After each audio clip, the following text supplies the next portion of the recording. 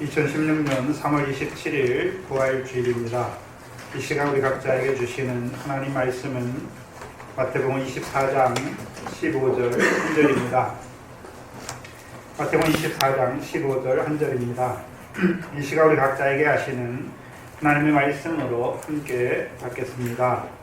그러므로 너희가 선지자 다니엘의 말한 바 멸망에 가증한 것이 거룩한 곳에 선 것을 보거든 읽는 자는 깨달을진저. 아멘. 예수님이 부활하셨는데 부활의 전제가 무엇입니까? 죽지 않고 부활할 수는 없지요. 부활의 전제가 무엇입니까? 고난받고 죽으신 것입니다. 왜 고난받으시고 왜 죽으셨습니까? 죄 없으신 하나님의 아들로 오셨는데 왜 그분이 고난받고 왜 죽임을 당했느냐 하는 것이죠. 우리의 죄를 지고 고난받으시고 죽임을 당하신 것을 보여주십니다. 그래서 주께서요 성경은 뭐라고 말씀하냐면 그런즉 이스라엘 온 집이 육적 이스라엘뿐만 아니라 영적 이스라엘 온 집이 정령이 알지니 너희가 십자가에 못 박은 이 예수를, 육적 이스라엘이 못 박은 것이 아니라 우리도요, 우리의 죄 때문에 죽었으니까 결론적으로는 우리가 예수를 십자가에 못 박은 것이죠. 그 예수를 하나님이 주와 그리스도가 되게 하셨다. 그래서 부활은 예수님이 죽으셨잖아요, 우리의 죄를 위해서. 근데 부활은 하나님께서 그 예수를 주와 그리스도가 되게 하신 것이죠. 그게 저와 여러분에게 첫 번째 부활의 의미입니다. 그래서 성경에서는 예수를 그리스도다 말하는 거잖아요. 그래서 예수의 뜻에는 뭐가 있습니까? 자기 백성의 죄를 위해서 죽으셨고, 그리스도는요, 이제 그 죽은 예수를 하나님이 주와 그리스도가 되게 하신 것입니다. 사도행전 2장입니다.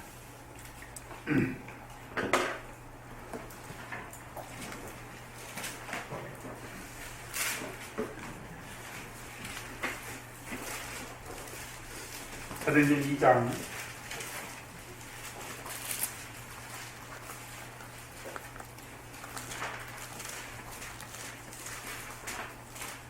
33절을 보시면 우리가 많이 그러잖아요. 예수가 그리스도다 말하는데 예수가 왜 그리스도인지 뜻을 바로 알아야지요. 33절에 하나님이 오른손으로 예수를 높이심에, 여기서 하나님이 오른손으로 예수를 높였다는 것은 예수의 부활을 말씀하시죠. 높이심에 그가 약속하신 성령을 아버지께 받아서 너희 보고 듣는 이것을 부어 주셨느니라. 그럼 부활하신 예수님께서 하시는 일이 무엇입니까? 약속하신 성령을 아버지께 받아서 우리에게 부어주시는 것이죠. 그래서 그리스도는 누구를 말합니까?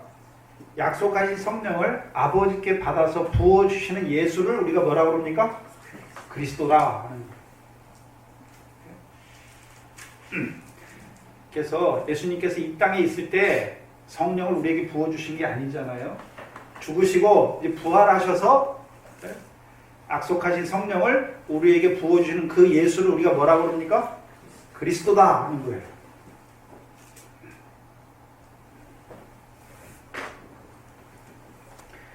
그러면 예수님이 부활이 이제 약속하신 성령을 아버지께 받아서 우리에게 부어주시는 거잖아요. 그 부어주시면 우리는 어떻게 됩니까? 우리에게 성령을 부어주니까 우리는요, 그 성령의 기름 부음을 받는 것이죠. 그럼 저와 여러분이 이제 성령의 기름 부음 받으면 저와 여러분에게 어떤 일이 일어납니까?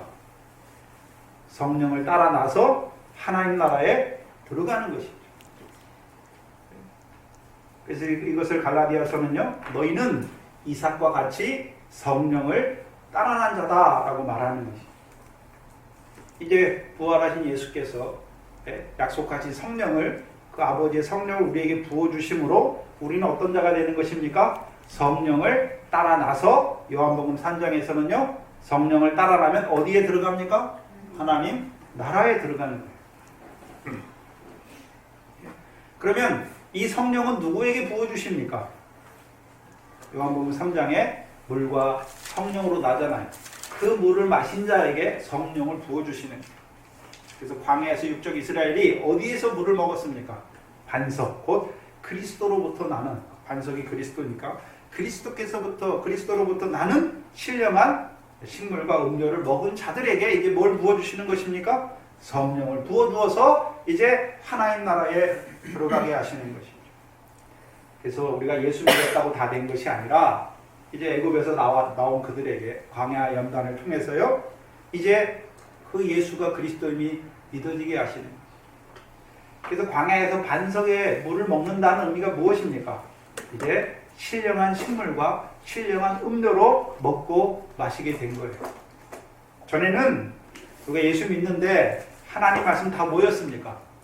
내가 하나님 말씀 지켜 행하면 육신으로 살아날 동안에 그 세상 복 주시기 위한 하나님 말씀으로 받았는데, 이제는요, 육신의 목숨을 위한 떡으로 주시는 것이 아니라 여호와 입에 있는 말씀, 영의 양식, 신령한 것으로 깨닫는 그들에게 이제 성령을 주어서 하나님 나라에 들어가게 하시는 것이죠. 그럼 이제 성령을 부음받은, 성령을 따라난 자들이 하나님 나라 백성이 됐잖아요. 그럼 하나님 나라 백성은 어떤 의미를 갖는 것입니까? 다 하나님 나라 백성이 아니라 애굽에서 나오는 하나님 백성이에요. 이제 하나님 나라에 들어가야 하나님 나라 백성이 되는 것이죠. 그래서 마태복음 5장에 심령이 가난한 자는 복이 있나니 천국, 하나님 나라가 너희 것이다 라고 말씀하죠. 이제 하나님 나라 백성은 이제요, 하늘에 계신 아버지 하나님께서 갚으시는 상을 바라보는 자가 하나님 나라 백성이에요. 뭘 바라봅니까? 여러분, 이제 예수 믿는데 왜 믿습니까? 우리에게 하나님 나라 백성으로 세워주셔서 하늘에 계신 아버지 하나님께서 갚으시는 그 상을 바라보는 자로 살아가는 거예요, 하나님 나라 백성은. 그래서 우리에게 성령을 주셨다, 성령을 부어주셨다는 것은 먼저는 성령을 따라서 하나님 나라에 들어가게 하시는 것이죠. 첫 번째로. 두 번째는요, 그 성령을 통해서 사단이 보여주는 천하 영광이 아니라 이제요, 하늘에 계신 하나님 아버지께서 우리에게 주시고자 하시는 그 상과 영광을 바라보는 자로 우리를 세우시는 거예요. 그게 하나님 나라 백성이죠. 그러면 세우시기만 하십니까? 이제 진리의 성령으로 함께 하셔서 그 상과 영광에 합당한 자로 살아가게 하십니까? 그 상과 영광에 합당한 자로 살아가게 하시는 것이죠. 그래서 그것을 한마디로 성경에서 뭐라고 말합니까? 그 나라와 의를 구하는 자로 사는 것. 성령이 오셔야 하나님 나라에 들어갈 뿐만 아니라 아버지 하나님께서 갚으시는 상을 보게 되는 것이고, 이제요, 진리의 성령으로 함께하여 주셔야 이제요, 우리가 그 나라와 의를 이루어가는, 구하는 그 삶을 살게 되는 것이죠. 그래서 그 나라와 의를 구하는 삶이 무엇입니까? 그게 상과 영광에 합당한 삶이에요. 그래서 첫 번째, 예수님의 부활의 의미가 무엇입니까? 그 예수님의 부활과 나와 무슨 관계가 있는 줄 알아야죠. 예수님의 부활이 나에게 성령을 부어주심으로 하나님 나라의 백성으로 세우셔서 이제는요, 하늘 위의 것을 바라보는 자로 살게 하실 뿐만 아니라 이제 바라본 대로 그 나라와 의를 구하는 자로 우리를 살리신 거예요. 그럼 부활이 그게 첫 번째 부활의 의미이고, 두 번째는 무엇입니까? 그럼 우리가 그 나라와 의를 구하잖아요. 그 상과 영광에 합당한 자로 살아가지요. 그럼 살아가면 하늘에 계신 아버지 하나님께서 언제 그 상을 갚아주십니까? 갚을 때가 있잖아요. 분명히 의를 행하는 자는 아버지 하나님께서 상을 갚으신다고 그랬잖아요. 언제 갚아주십니까? 부활 때.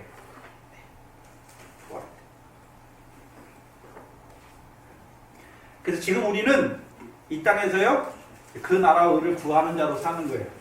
그 하늘의 상을 쌓는 자로 사는 거예요. 다른 말로 하면 부활의 생명으로 살아가는 거예요. 그리고 이제 부활의 생명으로 살아가는 그들에게 이제 그들이 이 땅에서 의를 행한 대로 하나님께서 갚아주시는 때가, 실제로 갚아주시는 때가 언제입니까? 부활 때이죠. 우리가 하나님 나라에서 일한 대로 그 상과 영광에 합당한 결실과 열매를 맺은 대로 하나님께서 우리에게 갚아주시는 때가 언제입니까? 이제 실제로 우리의 부활이 일어나는 때지. 근데 문제는 그 하나님 나라에는요, 상이 세 가지예요. 세 가지로 우리에게 보여주시는데, 첫 번째, 구제, 기도, 금식하는 것도 다 뭐가 있습니까? 분명히 상이 있다라고 말씀하시죠. 또한 밀과 보리의 결실하는 것도 뭐가 있습니까? 상이 있어요. 열매 맺는 것도 상이 있어요. 그렇죠? 그러면 기도하고 구제하고 금식하는 거 상이 있잖아요. 그러나 아직 결실이 안 됐어요. 그럼 온전합니까? 온전치 못합니까? 온전치 못해요. 하나님께서 하나님 백성에게 주신 가나안 땅은 기도하고 구제, 금식만 하는 땅이 아니라 밀과 보리의 소산지요, 포도와 무화과와 감람의 소산지죠. 그것이 다 있어야 어떻게 합니까? 그 땅의 소산을 다 맛보는 자가 돼야 온전한 자가 돼요. 그래서 성경에서는 우리에게 뭐를 말씀하냐면 온전한 상을 바라보라 말씀하세요. 상이 있긴 있는데 분명히 기도, 구제, 금식하는 것도 상이 있어요. 그러나 그것만 하고 가면 온전치 못해요.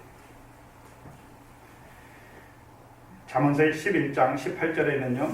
시간이 없어서 제가 읽어드립니다. 악인의 싹은 허무하되 의를 뿌린 자의 상은 확실하다. 그랬어요. 저와 여러분 지금 하는 일이 무엇입니까? 의를 뿌리는 거예요. 의가 무엇입니까? 하나님의 말씀 믿어지는 것도 의고, 기도하는 것도 의고, 구제하는 것도 의고, 금식하는 거 다 의예요. 상이 있단 말이죠. 그래서 저와 여러분이 세상에 가서 세상 일 하는 것도 돈 벌기 위해서 하는 것이 아니라 주께 유업을 얻을 줄 알고 사람에게 하는 것이 아니라 주께 하든 마음을 다하면 상이 다 있어요. 그거. 상이 얼마나 많은지 몰라요. 그러나 그게 다 씨를 뿌리는 거예요.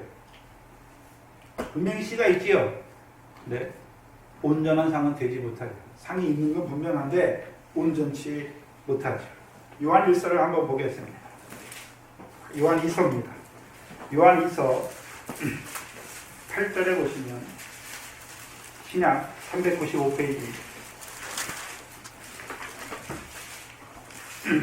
요한 2서 1장 8절입니다.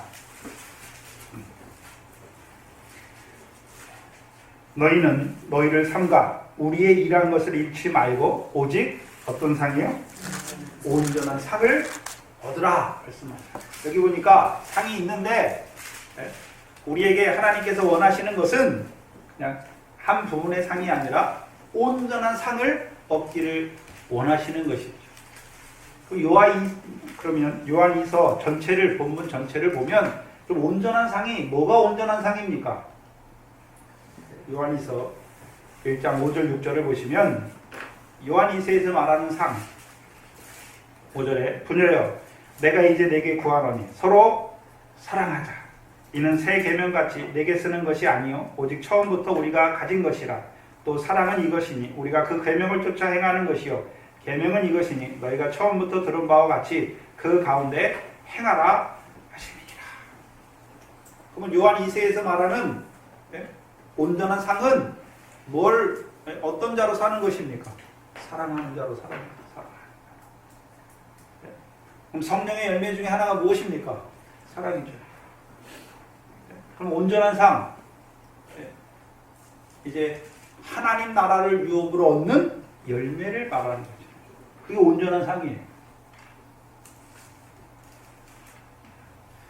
그래서 마태복음 21장 43절에 너희는 그 나라를 빼앗기고 열매 맺는 백성이 그 나라를 유업으로 얻는다 말씀하시죠. 그럼 이제 우리에게 열매가 있어야 이제 그것이 무엇입니까? 우리의 온전한 상이잖아요. 이제 하나님의 나라를 유업으로 얻게 하시는 상이죠. 그래서 우리에게 천국 복음을 전파해 주시는 이유가 무엇입니까? 이방인의 충만한 수를 채우시는데 어떤 이방인입니까? 예수 믿는 이방인을 말하는 것이 아니라 시온에서부터 오는 구원자로 말미암는 그 구원을 입는 이방인의 수를 채우시는 거죠. 곧 시온에 세우신 다윗의 자손으로 오셔서 시온에 세우신 몸뚱이 돌이신 그리스도 예수를 주로 받아서 이제 그리스도 예수의 사람이 되어서 육체와 함께 정과 욕심이 온전히 죽으니까 이제 성령으로만 행하니까 성령의 일이 무엇입니까? 하나님의 나라를 유업으로 얻는 그 열매를 맺는 자가 온전한 상을 얻는 자입니다.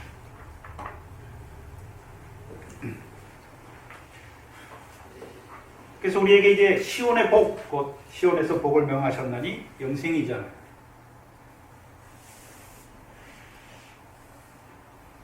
그래서 마태복음은요 1장 1절은 아브라함의 자손으로 오신 예수 그리스도, 다윗의 자손으로 오신 예수 그리스도를 말씀해 주죠.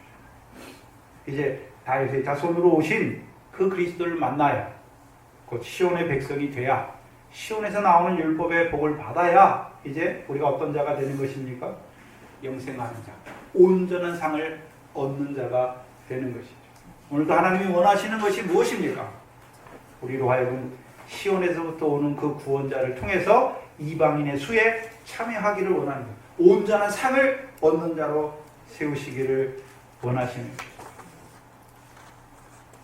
그러면 성경의 상은 기도, 구제, 금식하는 것도 상이 있고 미래 결실, 보리에 결실하는 것도 상이 있어요. 그거는 이제 베드로전서 1장에서요 예수 그리스도 나타날 때 칭찬과 영광과 존귀고 이제 열매 맺는 자들은 온전한 상을 얻는 것이죠. 그런데 마태복음에서는요 온전한 상만 있는 것이 아니라 이제 더 큰 상이 있어요. 마태복음 5장 마지막 8번째 복이 무엇입니까? 의를 인하여 핍박을 받는 자는 기뻐하고 즐거워하라. 하늘에서 너희 상이 큽니다. 말씀하시죠. 이제 더 큰 상을 바라보는 자로 우리를 세우시는 것이. 이제 우리가 그리스도 예수의 사람으로 이제 성령의 열매를 맺는 데에서만 끝나는 것이 아니라 이 의를 위하여 핍박을 받는 자가 되는 거예요. 살아남 노부의 일, 추수할 1분의 1, 그 일을 인해서 핍박을 받는 자가 되는 거예요. 왜 받게 하십니까? 이게 온전한 상보다 더 큰 상을 주시기 위함이죠. 특별히 지금 마태복음 24장에서 우리에게 이 감람산 강화의 말씀을 통해서 주의 오심과 세상 끝에 징조를 가르쳐 주시는 이유가 무엇입니까? 더 큰 상, 곧 고난과 핍박과 죽음을 통해서 이루시는 더 큰 상을 얻는 자로 우리를 세워주시는 것입니다. 근데 우리가 생각해야 되는 것은 우리가 하늘의 상과 영광 부활 때 갚아 주실 것 봤어요. 보기만 하면 됩니까? 그것에 합당한 지금 삶이 이루어져야 됩니까? 이루어져야 돼요. 농부가 내가 가을에 소출을 얼마 해야지 그러면 바라보기만 합니까? 씨를 뿌리고 나가서 열심히 일해야 됩니까? 일해야 됩니다. 바라보기만 하는 것이 아니라 지금 우리가 이제 부활의 생명으로 살아야 그때 가서 그 상과 영광이 온전히 우리에게 입혀주시는 거죠.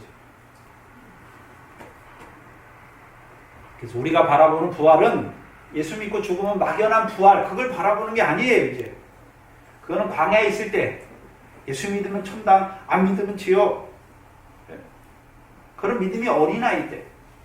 이제 저와 여러분은 무슨 부활입니까?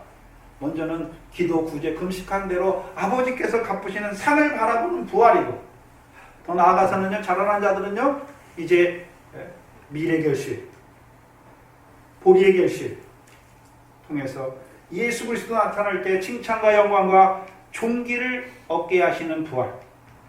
더 나아가서는요 이제 영생에 이르는 열매를 맺는 자들에게 그 열매대로 온전한 상을 주시는 그 부활. 더 나아가서는요 이제 주를 위하여 목숨을 잃는 자, 그 순교자들에게 주시는 그 첫째 부활의 영광까지 바라보는 자가 되어야 되는 거예요.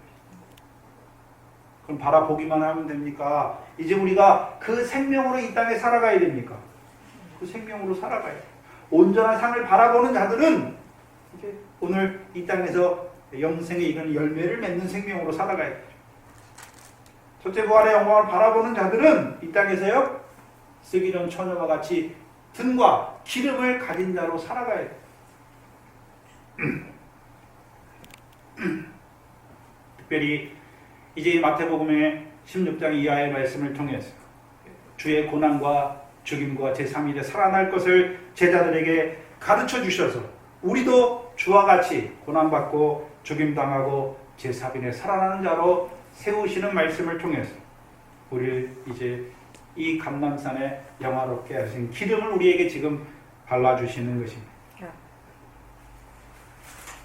그러면 우리 각자가 생각해야 되죠. 우리 권사님들은 지금 어떤 생명으로 살고 있습니까? 어떤 부활의 생명으로 살고 있습니까? 여러분의 한날의 삶이 기도하고 있습니까? 구제하고 있습니까? 금식이 되고 있습니까? 미래 결실이 되고 있습니까? 세상 연유와 재리 유혹, 또한 더러운 거, 썩어지는 거, 쇠해지는 거, 그게 다 하나하나씩 다 끊어지고 있습니까? 또 더 자라가서는요, 이제 형제를 사랑하고 있습니까? 어떤 생명으로 살고 있습니까? 지금 우리가 어떤 부활의 생명으로 사는지 내 자신을 돌아봐야 하는 것이죠. 특별히 지금 이 마태복음 24장의 감람산 말씀을 통해서 각 사람에게 행한 대로 갚아주시는, 곧 인자가 자기 영광으로, 아버지의 영광으로 오시는 그 세상 끝의 징조를 우리에게 보여주시잖아요. 어떤 자들에게 갚아주십니까? 주를 위하여 목숨을 잃는 자들에게 갚아주시기 위해서 주의 오심과 세상 끝의 징조를 우리에게 보여주십니다. 지금 한 절을 놓고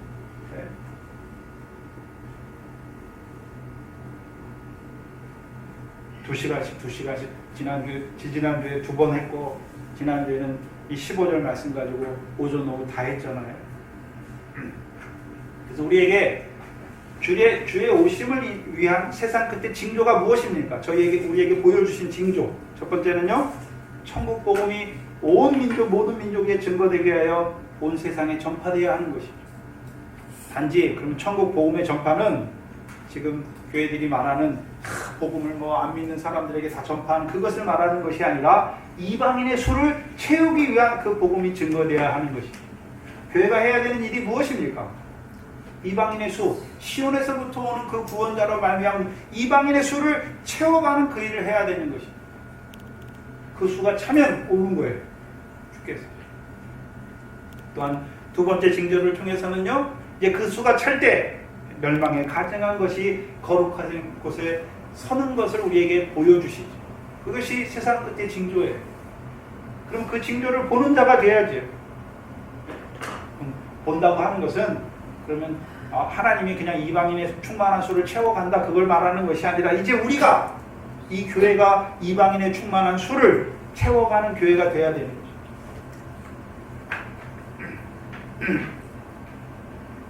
그 일을 하면 이제 때가 되면, 수가 차면 이제 그 멸망에 가증한 것이 거룩한 곳에 서게 하셔서 환란이 일어나게 하시는 것입니다. 그래서 지난 시간 다니엘서 2장, 다니엘서를 우리가 쭉 봤는데, 오늘은 그 다니엘서를 총 정리하고 넘어가야죠. 네. 그 다니엘서는 다니엘서 2장과 7장, 다니엘서 2장은 느부갓네살 왕이 꿈을 꾸잖아요. 한 신상을 봤는데 머리는 정금이고 팔과 가슴은 은이고 넓적다리는 노시고 발은 철과 한 부분은 철과 진흙이 섞여 있는 그 신상을 보여주시잖아요. 그리고 해석을 뭐라고 해줍니까? 다니엘에게 세상에 일어날 내 왕이다 라고 말씀하잖아요. 그리고 7장에서는요, 그 계시를 그 이상을 더 자세히 풀어서요, 바다에서 올라온 내 짐승을 통해서 우리에게 보여주시잖아요. 첫째는 사자 같고, 둘째는요, 곰 같고, 셋째는 표범 같고, 넷째는 짐승인데 어떤 형상인지 안 나타내 줬어요. 그 이상을 통해서 하나님께서 그 열왕을 장차 그 열왕들을 세울 것을 보여주셨잖아요. 그리고 느부갓네살에게는 금신상이 당신이다 말씀했잖아요. 그리고 당신 뒤에 하나님께서 열왕을 세우실 것을 보여주셨잖아요. 그러면 그 열왕들에게 그 나라와 권세와 영광을 누가 주십니까? 하나님께서 분명히 주시는 거예요. 그러면 이 세상 열왕의 나라도 누가 세워가시고 누가 다 하나님 다스리십니까? 다니엘서 2장을 보시면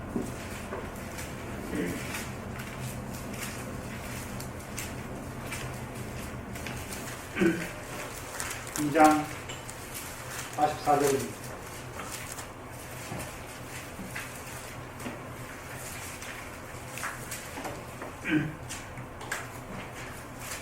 이 장 44절에 그럼 하나님께서 세상의 열왕들에게 나라와 권세와 영광을 주어서 그 열왕들만 일으키십니까?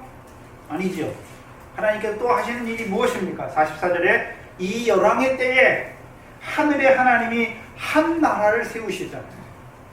이것은 근데 이 나라는요 영원히 망하지도 아니할 나라죠. 또한 그 국권이 다른 백성에게도 돌아가지 아니할 나라요. 또 도리어 이 모든 나라를 쳐서 멸하고 영원히 살 나라지요. 무슨 나라입니까? 하나님 나라.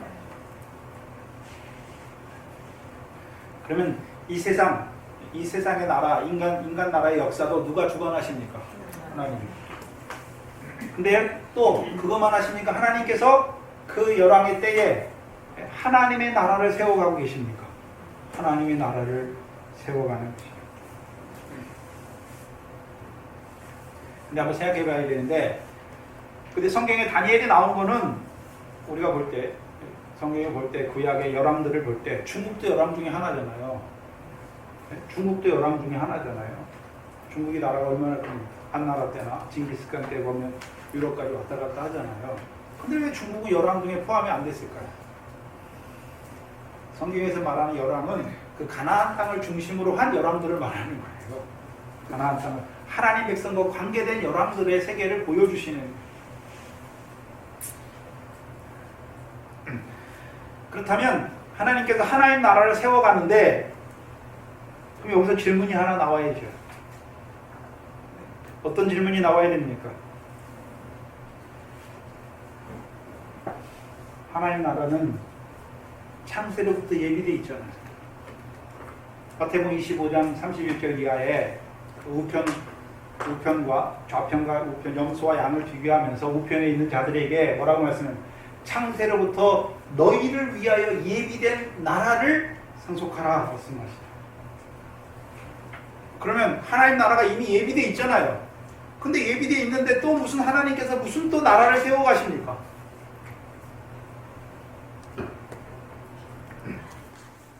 그럼 우리가 하나님께서 그 아들 예수 그리스도를 이 땅에 보내시잖아요. 예수 그리스도를 보내신 목적이 무엇입니까? 없던 하나님 나라가 예수 그리스도 오기 전에 하나님 나라가 없다가 예수 그리스도가 오셔서 그 하나님 나라를 새로 만들고 새로 세우시는 것입니까? 아니에요.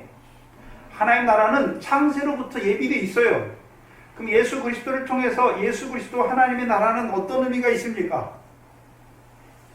예수 그리스도가 오셔서 그 하나님 나라를 세우시는 것이 아니라 예수 그리스도가 복음이잖아요. 복음을 믿으라 하나님 나라가 가까이 왔다 말씀하는 것이죠. 그래서 아브라함의 자손으로 오신 예수 그리스도를 통해서요 성령을 부어주어서 우리를 하나님 나라에 창세로부터 예비되어 있는 그 하나님 나라에 어떻게 합니까? 들어가게 하시는 거죠. 들어가게 하시는 거예요.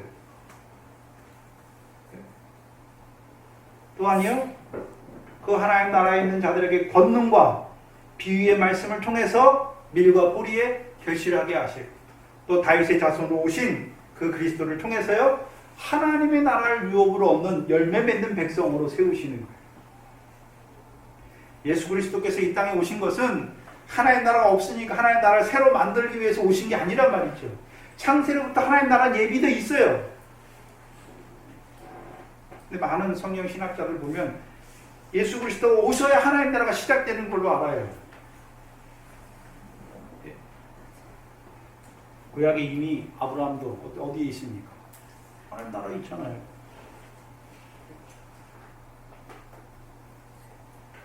하나님 나라는 창세로부터 예비되어 있어요. 예수 그리스도께서 오셔서요, 우리를 씨가 되게 하셔서 그 나라에 들어가게 하실 뿐만 아니라 그 나라에 들어간 자들에게 이제 하늘의 상을 얻는 자, 온전한 상을 얻는 자로 세워가시는 것입니다. 그렇다면 이 열왕의 때에 하나님께서 하나님의 나라를 세우신다는 의미가 무엇입니까? 없는 하나님 나라를 새로 만드는 게 아니잖아요. 이미 창세로부터 하나님 나라는 예비되어 있으니까. 그러면 하나님께서 이 열왕의 때에 하나님 나라를 세워간다는 의미가 무엇입니까?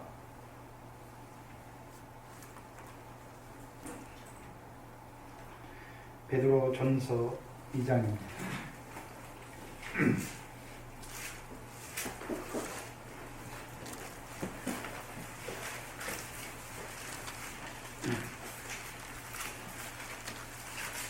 베드로 전서 2장입니다. 2장 9절에 보시면 오직 너희는 택하신 족속이요. 여기 너희는 어떤 자들입니까? 6절에 보시면 경에 기록되어 있으되 보라 내가 택한 보배롭고 요긴한 모퉁이 돌을 시온에 두노니 저를 믿는 자는 부끄러움을 당치 아니하리라. 시온에 세우신 모퉁이 돌을 믿는 자들은 9절에요 어떤 자가 됩니까? 택하신 족속이요 왕같은 제사장들이요 그들을 또 뭐라고 그럽니까? 마지막에 거룩한 나라다라고 말하잖아요. 그렇잖아요. 그럼 여기서 나라는 진짜 우리가 말하는 그 나라를 말하는 것입니까? 백성을 말하는 것입니까? 백성을 말하잖아요. 또 요한계시록 1장도 찾아보시면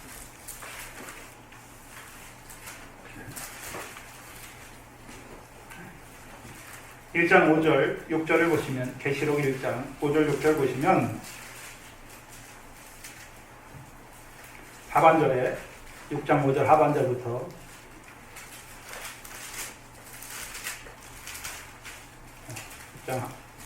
계시록 1장 6절 5절 6절인데 5절 하반절에 우리를 사랑하사 그의 피로 우리 죄에서 우리를 해방하시고 그 아버지 하나님을 위하여 우리를 무엇으로 삼으셨습니까? 나라와 제사장으로 삼으신 그에게 영광과 능력이 세세토록 있기를 원하노라. 그럼 여기서도 나라를 말하는데 나라가 실제 나라입니까? 백성을 말하는 것입니까? 백성을 말하는 거잖아요. 계시록 5장에도 똑같이 나와요. 하나님 백성을 보고 너희가 나라다 라고 말해요. 너희가 나라다. 이걸 풀려면 요한복음을 봐야 되는데 요한복음 18장을 보시면 요한복음 18장을 보시면 그럼 왜 하나님의 백성 보고 왜 하나님께서 나라다 너희가 나라다 라고 말합니까? 요한복음 18장에 보시면 35절 36절에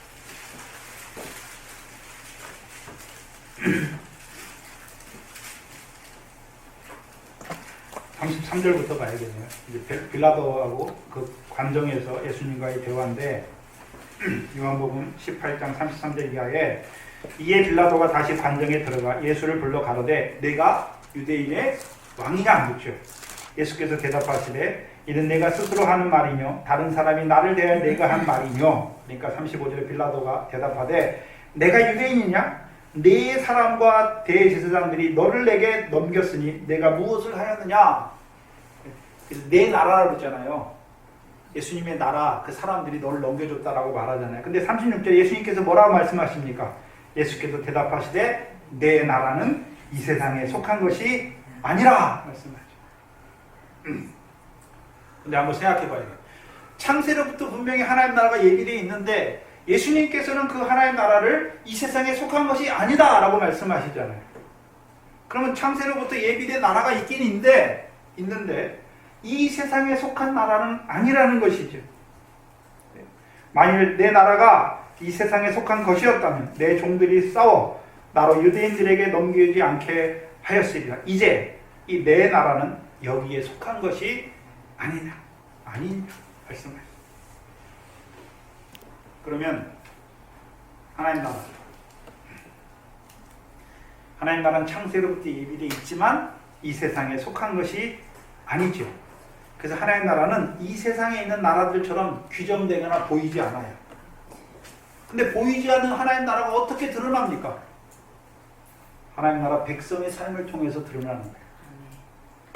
자, 지금처럼 우리가 미디어가 발달한 시대 말고 한 50년, 60년 전만 해도 외국 사람 만나기가 어려웠잖아요. 그렇잖아요? 그래서 외국에서 한국을 모르는 사람이 한국 사람이 거기 딱 한 사람이 가서 한국 사람을 알잖아요. 그 사람을 딱 만나면서 이 사람을 통해서 뭘 알게 됩니까? 아, 한국 사람은 이렇게 생겼구나. 한국 민족은 이렇구나. 한국이란 나라의 문화는 이렇구나. 그 한 사람을 통해서 한국이란 나라를 어렴풋하게 알게 되는 것이죠. 괜찮아요? 그러면 하나님 나라는 창세로부터 예비되어 있지만 보이지 않잖아. 이 세상에 속한 게 아니잖아요. 그러면 하나님 나라가 어떻게 드러납니까? 이 세상에 속하지 아니하였지만 하나님 나라의 백성으로 살아가는 우리의 삶을 통해서 그 하나님 나라가 드러나는 거예요. 또한 우리의 삶, 하나님 나라의 백성으로 살아가는 우리의 삶을 통해서 그 하나님 나라가 이루어지고 확장되고 전파되는 거예요. 그래서 여러분이 어떤 자로 살아야 됩니까? 하나님 나라의 백성으로 살아가야 돼요. 그래서 하나님 나라 백성은 이 세상에 속한 자가 아니라 세상에서 주의 택함을 입은 자로 살아가는 것이죠. 그러면 세상에서 택함을 입었으니까 우리가 세상을 떠나서 사는 게 아니에요. 우리가 세상 가운데 살지만 세상 사람들이 추구하는 그것을 쫓아 사는 게 아니란 말이죠. 왜요? 이제 내 자신이, 하나님이 왜 내 자신을 이 밖과 같은 세상에 보냈는지를 밝히 깨달으니까, 또한 이 세상의 삶이 나그네와 같은 삶인 것을 알게 되니까, 이제 우리에게 하나님께서 예비하신 그 보장이 있는 것을 바라보니까 그 육신 썩어질 것을 위해서, 쇠하해지는 걸 위해서 사는 것이 아니라 영원한 것을 위해서 사는 자가 되는 것이죠. 한마디로 하면 땅에 쌓는 자가 아니라 하늘에 쌓는 자로 살아간단 말이죠. 우리의 삶을 통해서 하나님 나라가 드러나는 거예요. 자, 우리가 안 보인다고 안 보이는 건 다 없는 것입니까? 여러분, 사랑이 안 보이잖아요. 사랑이 보입니까? 내가 너 사랑해. 보이나요? 안 보이는데 분명히 있잖아요. 어떻게 있습니까? 여러분 자녀가 부모가 날 사랑하는지 어떻게 합니까? 사랑해 말한다고 아는 게 아니에요. 느낌으로 아는 거잖아요. 아, 엄마가 나를 사랑하는 거야. 마찬가지로 하나님 나라의 백성인 우리의 삶을 통해서 그 하나님 나라가 드러나는 것이고, 그 하나님 나라가 이루어지는 것이고, 그 하나님 나라가 확장되는 거예요. 근데 문제는 저와 여러분이 그 하나님 나라의 백성으로 잘 살지 못하는 거예요. 그러니까요, 하나님 나라가 드러나지 않아요. 그러니까 우리를 통해서 하나님 나라가 이루어지지 않아요. 하나님 나라가 확장되기는커녕 쪼그라들어요. 한국교회 한국교회가 하는 일이 뭔지 아세요? 하나님 나라를 쪼그라뜨리고 있어요.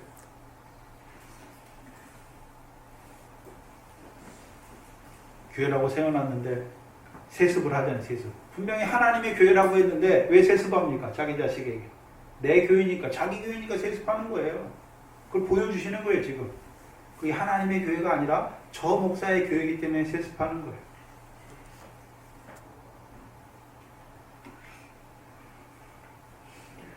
왜 세상에 있는 것을 추구합니까? 이 세상이 영원하다면 저도 여러분에게 이 세상 것을만 위해서 사세요, 이렇게 말할 수 있겠어요. 그러나 제 믿음대로는 이 세상은 영원하지 않거든요. 네? 우리가 잠깐 있으면 떠나거든요. 이 세상에 쌓은 거는 육신과 함께 다 썩어져요. 성령을 따라 쌓은 것만, 성령을 쫓아 행한 것만 남는 것이에요.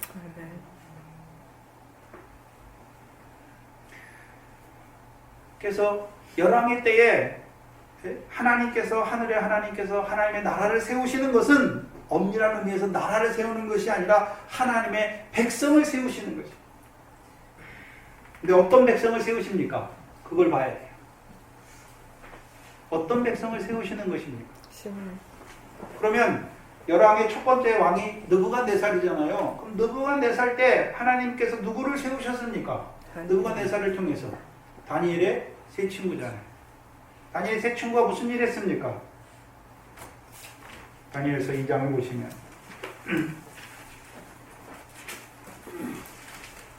다니엘서 3장이죠. 3장을 보시면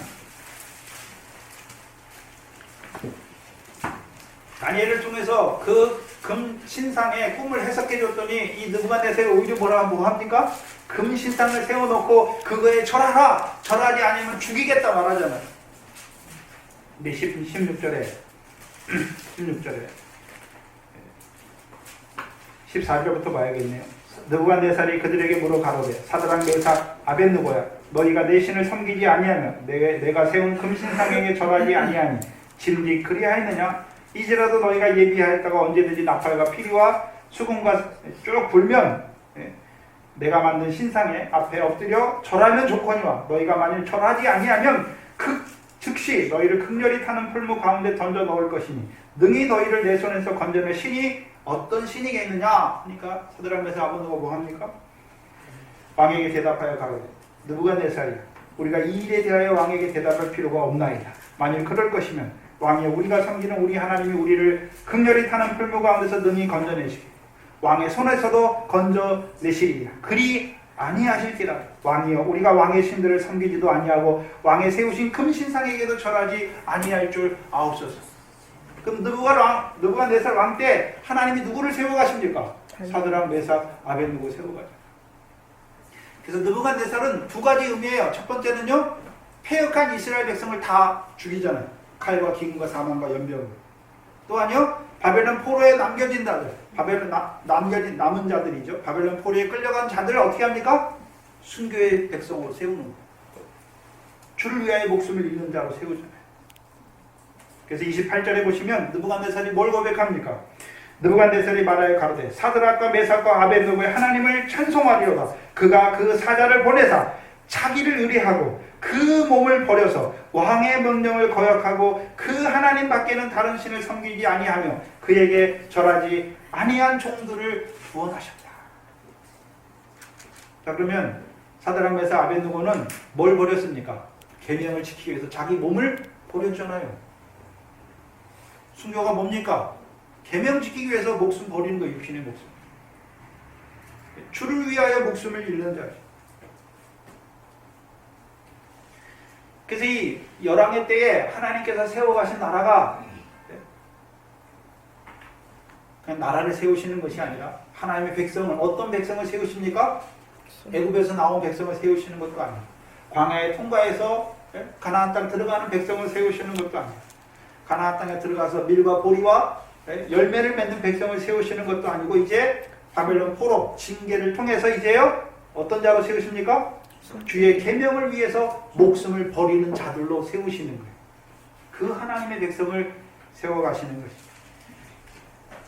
또한 그러면 느부갓네살 왕 때만 세우십니까? 두 번째 나라 메대와 파사의 때에도 하나님께서 세우십니까? 그래서 메대 왕 다리오 원년에 다니엘서 6장에 다니엘이 사자굴에 던져지잖아요. 또한 파사 나라가 이제 에스더에 보면 아하수에로 왕인데 아하수에로 왕이 뭐 합니까? 유대인들 다 죽이라고 그러잖아요. 하만을 통해서. 그때 누가 나옵니까? 모르드게와 에스더가 나오잖아요. 에스더가 어떻게 나갑니까? 죽으면 죽으리라. 세워가시는 거예요. 또한 세 번째 나라 노세 나라인 그 헬라 나라를 통해서 그렇죠? 우리가 다니엘서 8장과 11장을 통해서 그 헬라의 네 뿔 중에 작은 한 뿔이 나와서 이루시는 역사를 보여줬잖아요. 그거 어떻게 합니까? 에피파네스, 안티오코스 4세가 그 북방왕이 예루살렘에 들어가서 예루살렘을 더럽게 하고 가증하게 하는 미운 물건을 성전에 세워서 이스라엘 백성은 어떻게 합니까? 괴율로 멸했잖아요. 근데 거기에 협력한 사람들이 대부분이 지도층이에요. 서민들 같은 게 다 어떻게 합니까? 그것 때문에 죽어요. 구약의 순교자들이에요. 계명 지키다 죽는 거예요. 그럼 그 앞에 있는 세 나라 느부갓네살과 메대와 파사와 헬라의 나라를 통해서 하나님께서 누구를 세워가십니까? 순교자의 수를 채워가는 거죠. 그럼 그들이 어디에 있습니까? 계시록 6장 9절 이하에 예수의 증거와 하나님의 말씀을 인하여 목배임을 받은 자의 영혼들이 제단 아래 있어서 뭐합니까?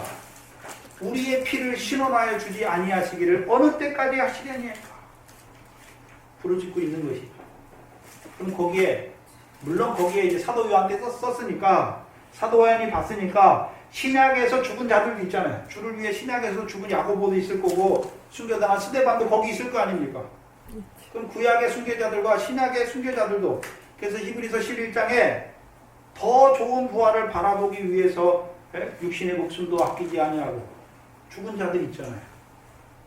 구약의 죽은 자들이에요. 구약의 순교자들과 신약에서도 사도 요한 때 사도 요한이 계시록을 기록했으니까 그때 이미 야고보와 스데반과 같은 또 알려지지 않았지만 많은 순교자들이 있을 거 아닙니까? 로마 박해 때 얼마나 많은 사람이 죽었습니까? 그 철의 나라인 로마 초창기에 많은 사람들이 죽어요. 그 사람은 다 어디가 있습니까? 그 제단 아래서 신원하여 주시기를 구하잖아요. 근데 언제 신원해 주십니까? 이방인의 수가 다니엘서 7장이죠. 다니엘서 7장을 보시면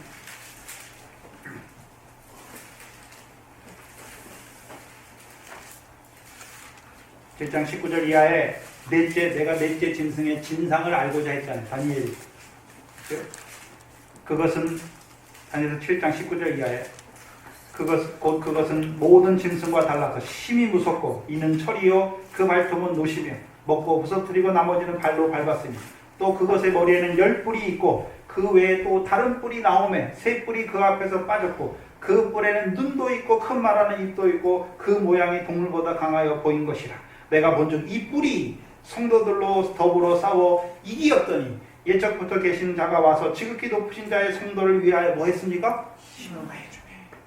그럼 뭐가 먼저 있어야 됩니까? 작은 뿔. 그 네 번째 짐승에게서 10뿔 중에 나오는 그 작은 뿔을 통해서 그 작은 뿔이 하는 일이 무엇입니까? 성도를 이기잖아요. 그래서 23절부터는 그 작은 뿔이 어떻게 이기는지를 보여주시잖아요.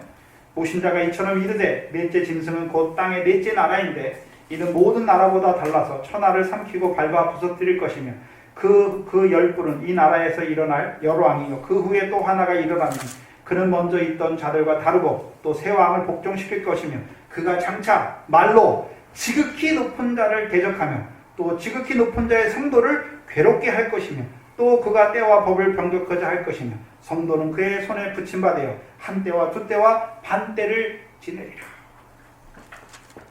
그래서 42달 일할 권세를 주잖아요. 이 계시록 13장과 이어지는 거잖아요.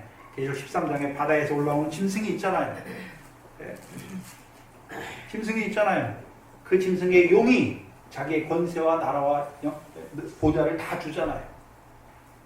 그래서 그 짐승이 42달 일할 권세를 받잖아요. 그 42달이 언제입니까? 3년 반이에요. 한 때, 두 때, 반 때죠. 한 때는 여기서 1년이에요. 두 때는 2년이고 그럼 1년, 2년이면 3년이잖아요. 반 때는 반년이죠. 그래서 3년 반이지. 그 3년 반 동안 뭐 합니까? 성도를 이기잖아요.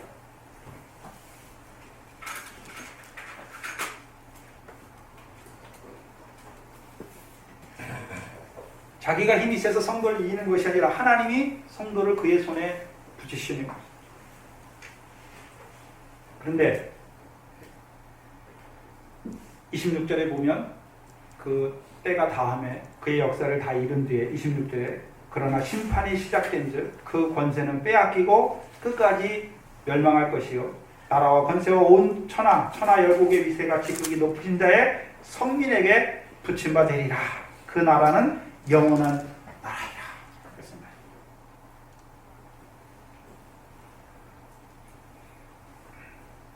이제 저와 여러분 앞에는요 그 마지막 때 일어날 그 10뿔 중에 한 작은 뿔이 일어나서 이루시는 일.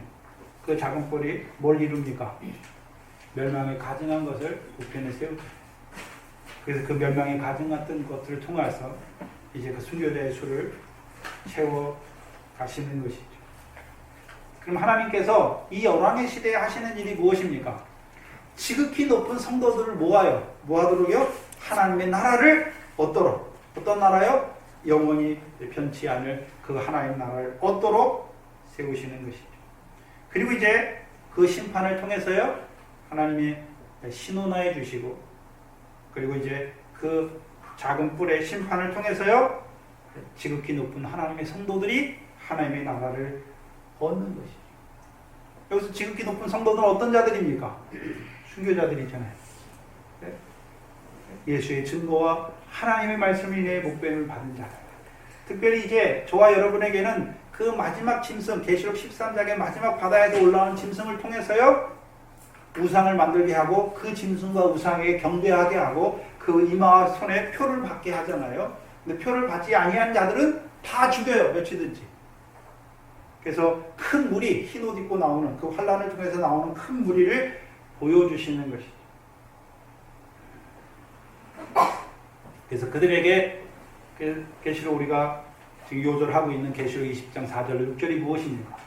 예수 증거와 하나님의 말씀을 인하여 목배임을 받은 자들과 이제 그 마지막 뿔을 통해서요 짐승과 그 우상에 경배하지도 아니하고 이마와 손에 그 표를 받지도 않은 자들이 살아서 그리스도로 더불어 천년 동안 왕노릇하는 나라를 그들에게 주시는 거예요.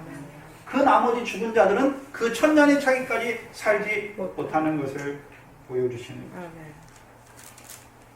저와 여러분에게 보여주신 그 부활의 그 첫째 부활의 영광, 그 천년 왕국을 우리에게 하나님의 영원한 나라로 주시잖아요.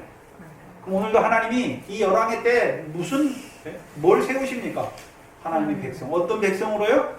지극히 높은 하나님의 성도.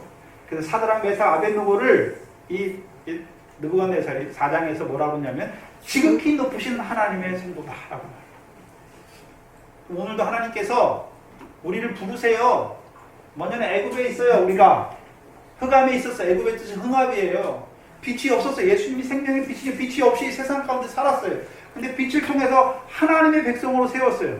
애굽에서 나온. 그다음 광야를 통해서요 썩지 아니할 하나님의 씨로 세워요. 하늘의 별과 같은 자들로 세워요.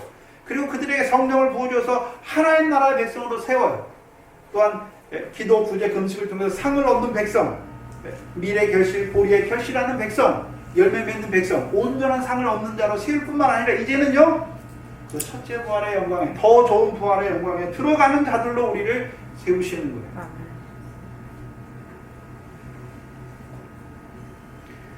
이 고난 주간에 주님께서 왜 제자들에게 자기의 고난과 죽음과 제3일에 살아날 것을 가르쳐 주십니까? 제자들에게, 예수님의 제자들, 우리가 제자잖아요. 우리에게 가르쳐 주시는 거예요. 우리도요 주와 같이 고난받고 죽임당하고 제3일에 살아나는 자로 우리를 세우시기 위함이다. 그것이 저와 여러분에게 약속된 부활의 영광이죠. 첫째 부활의 영광입니다. 무슨 부활을 바라보십니까? 이 말씀을 통해서 우리를 첫째 부활의 영광으로 이끄시는 것입니다. 기도하겠습니다. 하나님 아버지 감사합니다. 무엇이간데 우리를 이처럼 사랑하여 주셔서 그 하나님 나라의 백성으로 살리신 것도 감사한데 이제 그 상과 영광을 바라보는 온전한 상을 얻는 자로 세우신 것도 감사한데 이제는 그 첫째 부활의 영광까지 보여주어서 이 열왕의 때에 하나님께서 그 영원한 하나님의 나라를 세워가시는 그 환란을 우리에게 나타내 주시니 감사합니다. 바라봤지만 할 수 없는 우리들이 오늘 아버지께서 하시오. 오늘도 슬기로운 5처녀와 같이 등과 기름을 가진 자로 살아가는 저희들 되게 하여 주시옵소서. 예수님의 이름으로 기도하옵나이다. 아멘. 시간은 입교와 성찬이 있겠습니다. 입교자들 2명 나오시죠.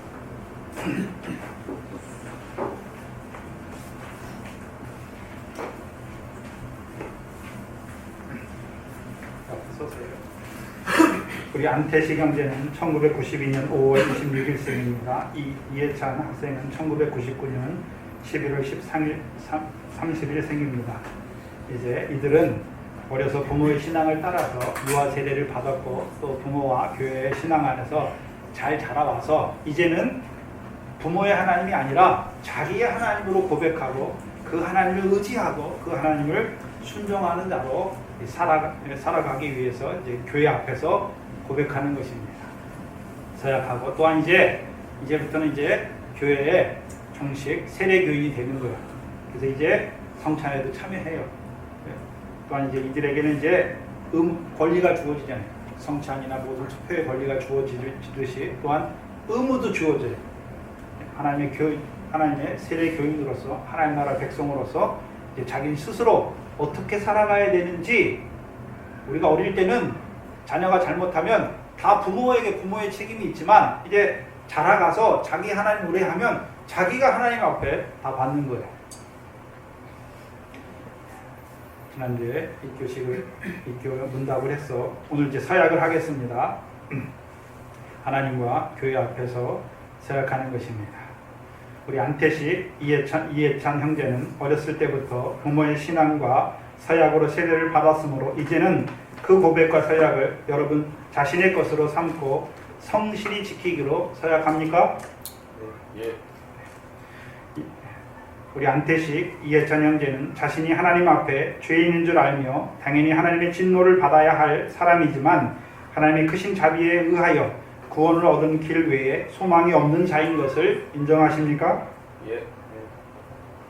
안태식 이해찬 형제는 주 예수 그리스도가 하나님의 아들이심과 죄인의 구주이심을 믿으며 복음의 바람과 같이 구원하실 이는 오직 예수 그리스도 한 분뿐인 줄 알아 그를 영접하고 그에게만 의지하기로 서약하십니까? 예. 안태식 이해찬 형제는 지금 성령의 은혜만을 의지하고 그리스도를 따르는 자가 되어 모든 죄를 버리고 그의 가르침과 모범을 따라 살기로 서약하십니까? 예. 안태식 이해찬 형제는 하나님 나라의 백성으로 먼저 그 나라와 의를 구하는 자로 살기로 서약하십니까? 예. 안태식 이해찬 형제는 이제부터 교회의 관할과 치리에 복종하고 성결과 화평을 이루도록 노력하기로 서약하십니까? 예. 위해서 잠깐 기도하겠습니다. 하나님 아버지 감사합니다. 사랑하는 하나님의 아들 우리 안태식 이해찬 하나님께서 창세전에 그리스도 안에서 그 아들의 영으로 택하여 주시고 부정모회를 통해서 그 가정들에게 하나님의 자녀로 보내어 주시고 이제 주의 은혜 안에서 유아세례 부모의 믿음을 따라 유아세례 받게 하시고 이제 부모의 신앙과 교회의 교육을 통하여 이렇게 자기 신앙을 고백하는 자로 자라게 하신 아버지 하나님 감사합니다. 이제부터는 자기 하나님을 의뢰하게 하시고 늘 그 자기 하나님과 동행하는 우리 형제들 될 수 있도록 인도하여 주시옵소서. 하나님 이들 앞에 하나님께서 이들을 통하여 그 하나님의 이름이 거룩히 여김을 받으시고 이들을 통하여 하나님의 뜻이 이루어지기를 기도합니다.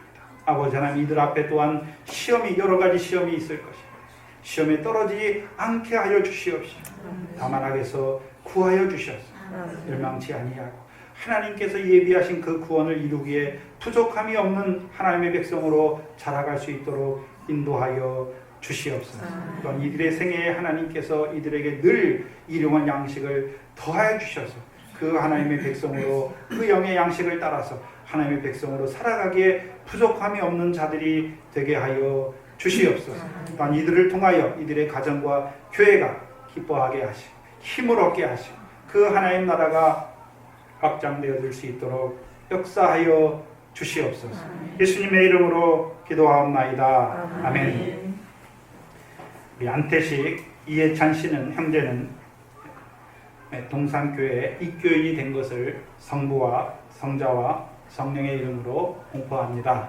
아멘.